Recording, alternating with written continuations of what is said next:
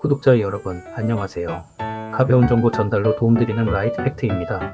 오늘은 한 번쯤 생각해봤을 진보 vs 보수에 가볍게 알아두는 시간을 가져볼게요. 진보와 보수, 도대체 무엇이 다를까요? 그리고 각각의 장단점은 무엇일까요? 이 영상 하나면 개념 정리 끝. 지금 바로 시작합니다. 1. 진보와 보수란? 어떻게 구분할 수 있을까요? 진보와 보수를 한마디로 정리하면 변화와 전통의 싸움이라고 할 수 있습니다. 진보는 기존 사회의 틀을 바꾸고 개혁하려는 성향을 띠죠.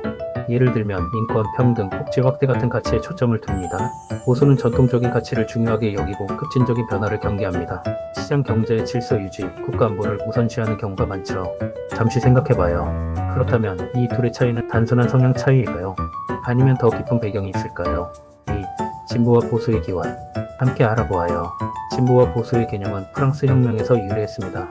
혁명 당시 국민의회에서 왕정을 지지하는 사람들은 위에, 오른쪽에 공화제를 지지하는 사람들은 왼쪽에 앉았는데요. 이것이 오늘날 좌파 진보와 우파 보수 개념의 시초가 되었습니다. 이후 산업혁명과 민주주의 발전을 거치며 진보는 노동자 권리, 사회복지, 평등을 중시하는 방향으로 발전했습니다. 반면 보수는 자유시장 경제의 전통적 가치관, 국가중심주의를 강조하게 되었죠. 3. 진보와 보수의 장단점. 함께 알아보아요. 그렇다면 진보와 보수의 장점과 단점은 무엇일까요? 진보의 장점. 사회적 약자를 보호하고 평등을 추구, 시대 변화에 맞춰 사회를 개혁, 창의적이고 개방적인 사고. 진보의 단점. 급진적인 변화로 인해 사회 혼란 가능성, 경제적 부담 증가, 복지 확대 등 전통적 가치가 무시될 위험. 보수의 장점.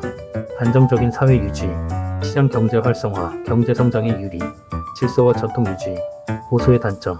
변화에 둔감, 혁신이 더딜 수 있음, 사회적 불평등이 유지될 가능성, 권위주의로 흐를 위험. 4.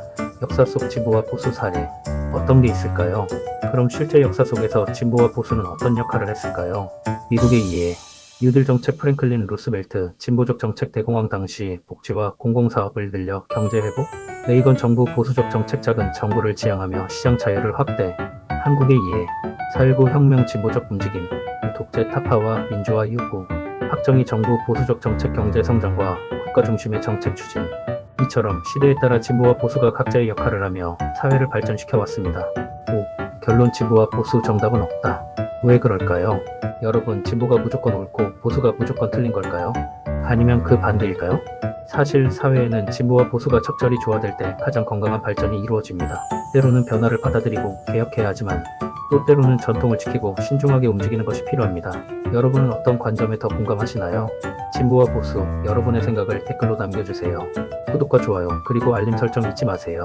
그럼 다음 영상에서 만나요.